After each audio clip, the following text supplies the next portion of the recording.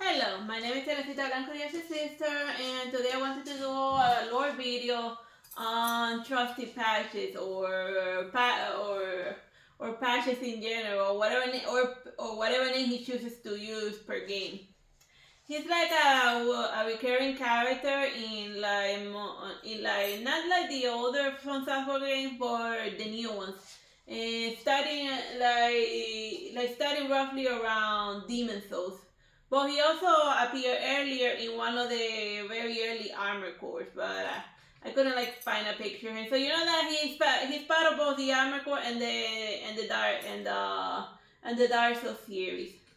So here's when we most folks who have met patches in Demon Souls. So then here he is in Demon Souls, but this is like the remastered version.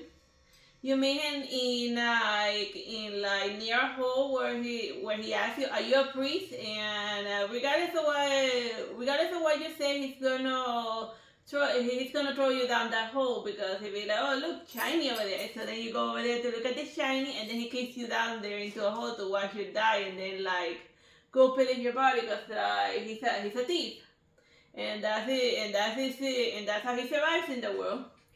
So then you gotta wonder how he ended up in Volataria. Did he went there in search of loot, or was he just living his normal life when literally all hell broke loose, and then he just became stuck in there, and then he's just somebody stuck in a bad situation doing whatever he can in order to survive. So let's assume that is the latter. Then he just was a regular crook, and then the demon thing started happening. So then that would explain a lot why he has an issue with priests and whatnot, because all of this stuff happened because they started messing with an old dormant god because the kids started messing around with an old dormant god in search of power, and then the demons came out because he stirred something that should have been left alone. And then the world fell into chaos, starting in Volataria. So then, if you spare his life, he becomes like a merchant, and then I don't think he betrays you for the rest of the game. No, he doesn't betray you for the rest of the game. Yeah, so he just becomes friendly afterwards. But so then that's everything. So then that's just also you gotta, in all of the games he usually uses the same weapon, like a heavy shield and a poker spear. And that alludes to kind of like his shyness in battle, and why he prefers roundabout methods, because of the type of weapon he uses, which is the cowardly way, because that defines it as a very cowardly character, because he's always hiding behind a huge shield, and then fighting from the safety of it, but with the wing spear and the wing shield. And it's a shield that regenerates him, so yeah, it's a very in some versions he does, because sometimes. He fights like the Phalanx demon, hiding behind a shield and attacking while being very soft and squishy. Yeah, and not very maneuverly, so yeah, that checks out. Alright, so now let's move on to Dark Souls 1. Over here, it depends. You first meet him in the catacombs, because he's stuck in a prey, or some priests that are going into the catacombs, or going towards Great Lord Nito. So then if you happen to run into him in the catacombs, you become a target, because he naturally assumes that you're one of them, as far as he's concerned, because he's only running to priests. So it's already been well established that he doesn't like priest folks. And he will activate traps in the catacomb if you're using the priest class from the beginning. Yeah, there won't be no negotiation. He sees you holding a miracle talisman, and then he'll be that's prey over there. Again, going back to the priest, he still holds the grudge or whatever. Yeah, so then we gotta sit back and analyze the priest in the first two, in Demon Souls and Dark Souls. Like there's a priest that's like one of the main demons, but like all the way surrounded by like things all the way at the bottom. And then, but she does not like hostile, but she has like a bunch of like hollows and stuff defending her. Remember that boss? Yeah, basically she cures the corruption down there, but she's just evil. Yeah, but evil to the core. And then you gotta consider in Demon Souls the other priest that we meet, which is the chick that has like 3 arms, and then she has like a bunch of hollow worshippers, the false idol. Yeah. So then, and then they're like whatchamacallit, like regular citizens of Volataria that when the demons came, he heightened their negative aspects. So then you gotta think, well, that's what the priest that Patches knows. So that would explain why he has such hostility towards them, because he sees past their hypocrisy. And like as far as he's concerned, they're just a bunch of other thieves like he is that are just tricking people out of their money and stuff and taking advantage of them. So then if you see his weird twisted logic, he's just he's robbing the robbers. Also, a priest in the Demon Souls and Dark Souls lore, they're mostly concerned with death rather than gods. Like they worship Nito, they worship the dead gods. They're not priests like you would think. They're like priests of death. Yeah. In specific, and they work with kindling, with the giants, the undead. Yeah. That's like their thing. It's not like a priest, like a Catholic priest. It's a priest that worships La Santa Muerte would be the equivalent. But yeah, so then that brings us back to like the patches in Dark Souls 1. And like once it becomes like friendly, he starts telling you about some other characters and whatnot. And the only person that he has a remotely nice things to say, quote unquote, is Solaris. The only, and Solaris also uses miracles, so I guess Solaris is somebody that Pasha would consider. He considers him an idiot, but he respects his strength. So he knows that he's not somebody that he would ever like pick a fight with. Well, think about it. Solaire is not a priest, but he uses miracles. So his problem is not with miracles, but with priests in specific. Yeah. So he's not. Yeah. So he doesn't mind people who use miracles or that have a higher degree of faith. He just has issue with priests in general. So there you have it. All right. Now we meet. What's that? Dark Souls 2. And over here he's not calling himself Patches, and he's wearing a hat. He's calling himself Pate. But he's basically Patches. He's Patches by another name, and the reason why he's Pate and a Patches is because according to the Dark Souls 2 lore, the more times you die, it starts eating away at your memory and your identity. So now Patches in Dark Souls 2, his under curse has gotten worse. So then he all that he remembers is that his name started with a P. So that's what he's like, my name was Pate? Yes, I'm certain that my name was Pate. And also in Dark Souls 2 is the one that's furthest forward in the lore, because over here like a million cycles have already happened, and literally it's almost about to fade away to a point that that everyone's like withering away, and even like one of the final bosses, Adia, being like, well, just rekindling the flame is not solving the problem, and it's just creating like a temporary fix, and we need to come up with something new. And then the main character, even after he defeats Adia, he takes his essence into himself, and then he also goes to search for another way, something that has nothing to do with the bonfires and the kindling. And that eventually leads to Elden Ring, which is a different order. But I'm getting sidetracked. We're talking here about Patches or Pate. Like in this one, he also has somebody that's like personally hunting him, because he says that he trapped him in an area. But if you notice in the dialogue, when you first run into Pate, he tells you that, well, there's a trap up ahead, but there's also treasure. So you can go get it at your own risk. So then he's like not really tricking you or anything. He's like, well, there's loot in there, but there's also danger. So it's a little different from him throwing you off a cliff. Because he doesn't remember who he is. Yeah. He probably set it up, all of those traps. For all he remembers. But he doesn't remember anymore. Yeah, or he probably, like, Wile E. Coyote style fell for his own trap, and then that caused him to increase his level of hollowing, so then he lost a memory of it. So then with him, like, with his memory starting to erode, he's starting to become a little nicer. Just a little. But then eventually, eventually if you progress this quest, you eventually, we have Patches fighting off the guy that he supposedly tricked, and then they both get into a fight. So depending on who you help in the battle,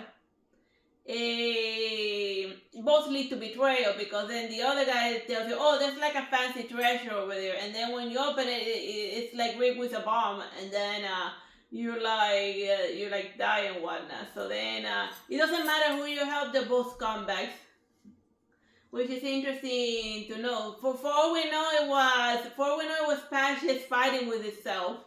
I mean, there is such thing as split humanities, when one humanity splits into two, so that could have happened. That the two aspects of seeing Patches and Pate divided into two people. And they're both scumbag. Yeah, and then, like it was a split between the evil one and the good one. But they're both bad.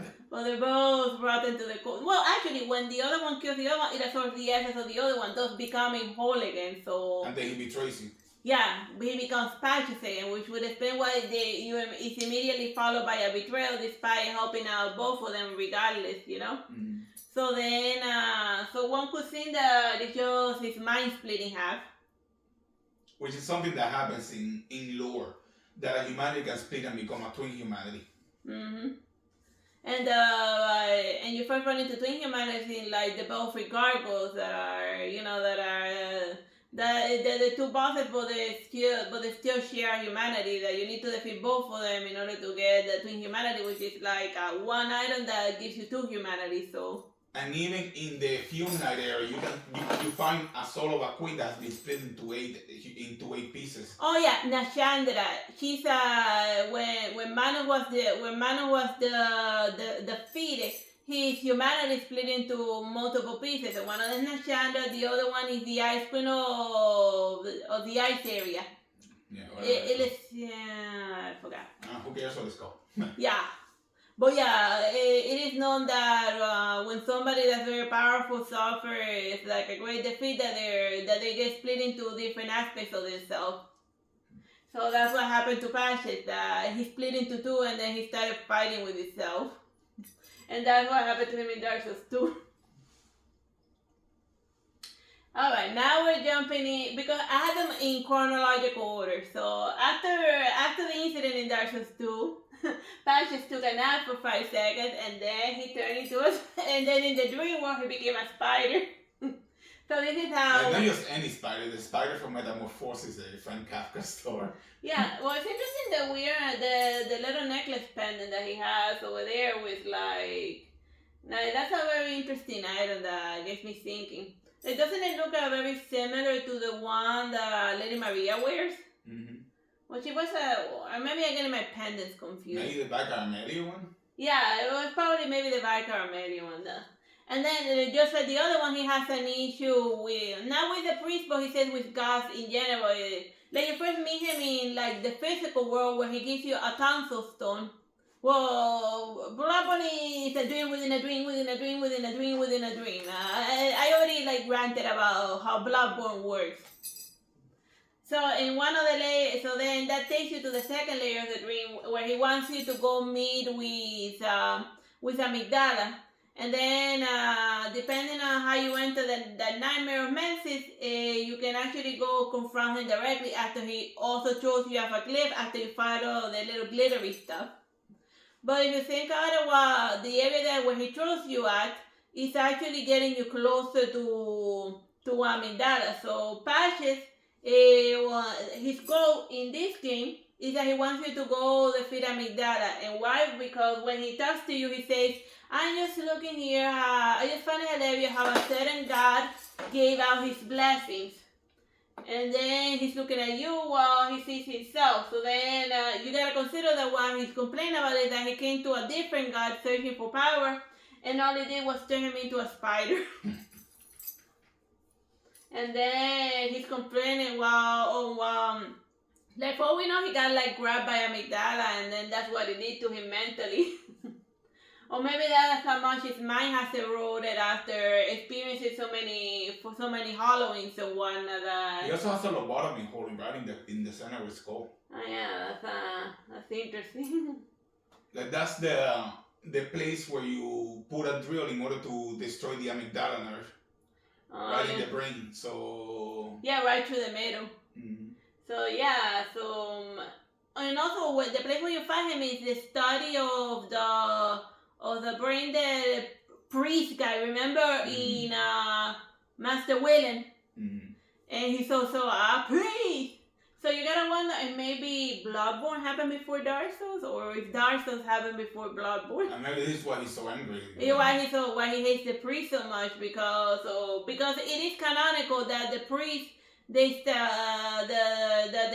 priest from Bloodborne, when the orphan of Castle washed up ashore, they went on like a killing frenzy, opening holes in people's places to look for insight. So maybe this is a hole that they opened on his brain to see if his brain was lined with ice. So maybe Patches originally is from the fishing hamlet, and that's why he hates that, and that would explain why he hates the priest so much, because like the priest just came there and like butchered everyone and started drilling people's holes in their brains, and obviously you will get like a serious grudge for that. So yeah, that's so that would explain his hatred of priests, you know. Yeah, it makes perfect sense, you know, like the priest from the healing church, like, oh, we're gonna heal you, and they say, but first let's take out those sides and let's search for eyes inside the brains. But then again, I always sound insane whenever I'm talking about Bloodborne, Lord. Moving along. The next time you meet Patches, this one is in Dark Souls 3. And he starts by impersonating one of the friendly NPCs. You gotta wait an onion. the Seaweed of Katarina, who also I remember this time Seaweed uses miracles a bit. Yeah. And you also find him in a church messing around with people. So yeah. It goes well with his lord that he just hates anything and anyone having to do with the church. So yeah, he's in the church causing havoc, and then you just happen to be in the general vicinity, and then he says, if you're going to church, that means that you are a religious guy and that you believe in God, and you're using a miracle. And you're using a miracle weapon, so therefore you're a target. So yeah. So it's not like he's just randomly being a petty jerk. He's being a very specific petty jerk. Cause he thinks that you're related to the church, so then you become a target for him. So then afterwards, I think you also run into him in like the Firelink Shrine. He also gets you stuck in an area where like the Firekeeper be at. Well, in this one, Dark Souls 3, you are specifically doing a mission for the church to get the Lord of Cinders back. Yeah, so in this one you are 100% related to the church. Yeah, well, cause you're like following the script, so you know, and then Patches be like, oh, look at this stupid idiot blindly going along with what some lunatic said, cause like just because the church guys pretend to be all high and mighty doesn't mean like, and then he remembers that his time in Bloodborne when like the healing church went up and poked holes in his head. Yeah, so yeah, he hates you for a very specific reason, because of something that happened in his past. Oh yeah. Honest armor brute.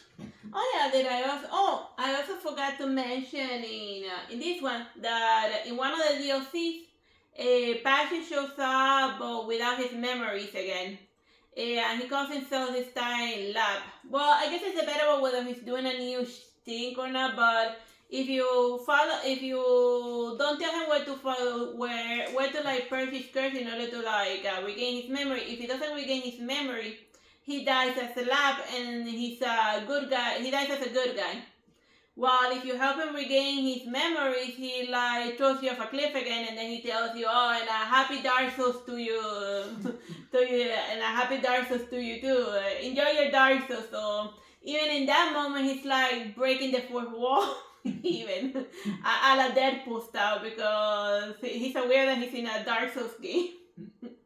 So yeah, that's But it when. becomes a nature versus nurture thing because when he doesn't remember who he is, he's actually a genuinely good person who helps you out. Yeah, as a, So as then- lab. So then his true nature is actually good, but because of what happened to him in Bloodborne Or whatever, who knows? or whatever, when the priest came and like dug holes in people's eyes and stuff, or who knows what a priest did to him, a sketchy priest did to him when he was either an adult or whatever.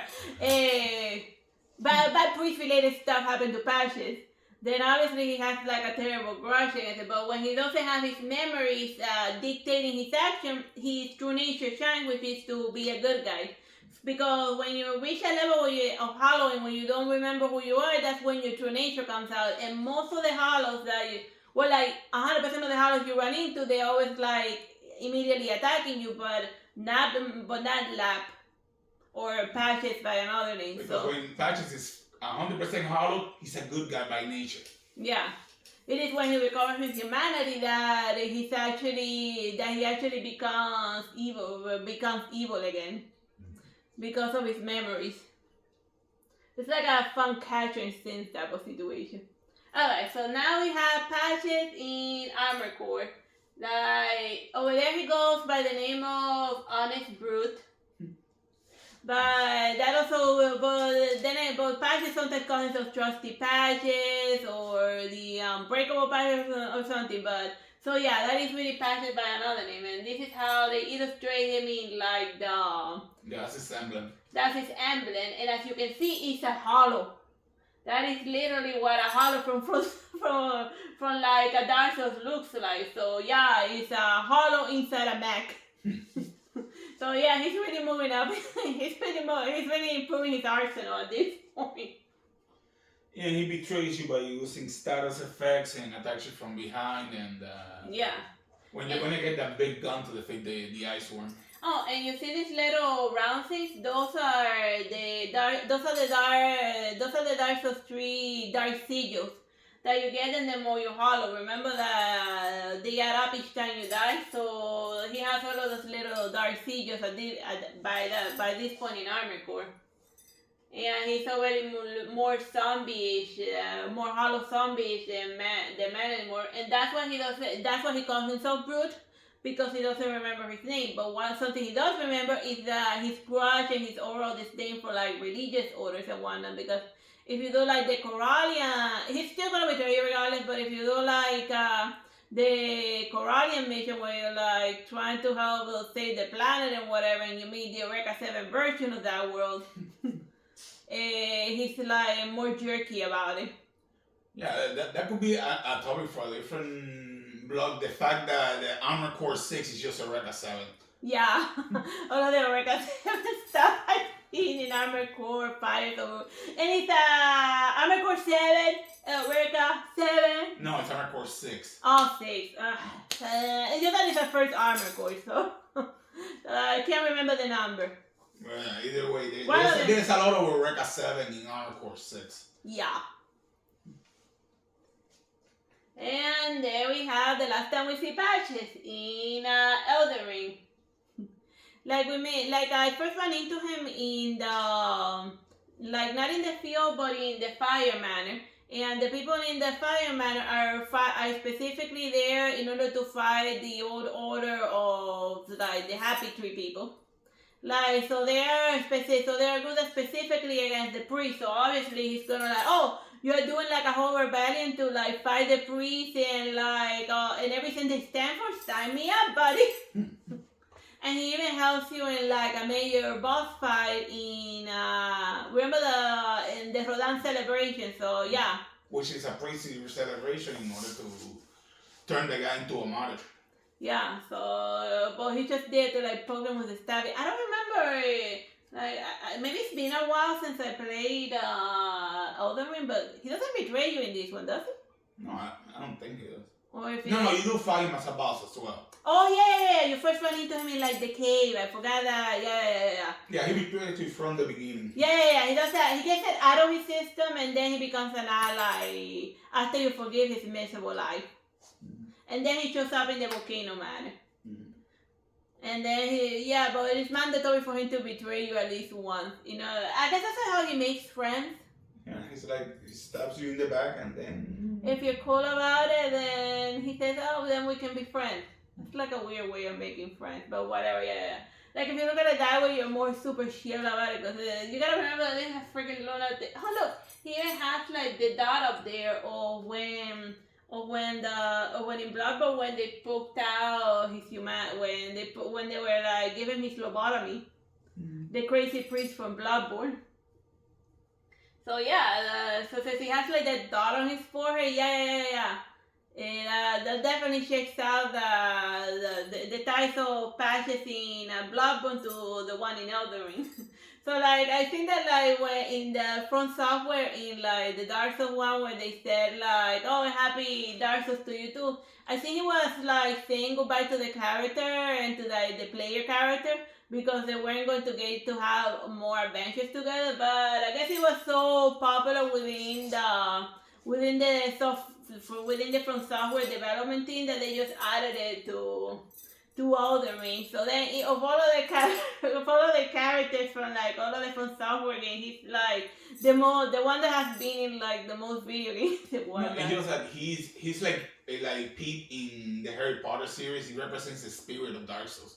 Betrayal, one day you're your friends and the other one your enemies. Throwing you off a cliff, getting attacked by 26 invaders, traps. You know, and yeah, he represents how like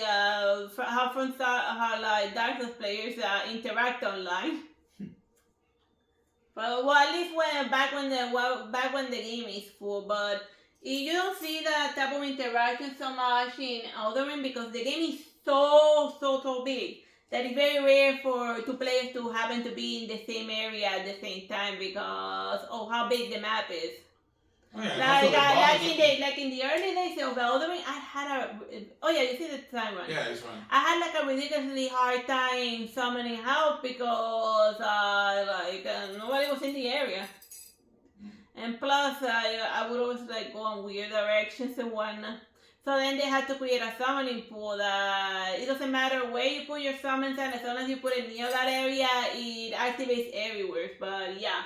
So imagine you being an invader trying to invade someone, but you had no freaking idea where anyone's at. So yeah, that's why invasions were ridiculously uncommon. At least when I played Elden Ring the first time, I don't remember getting invaded once.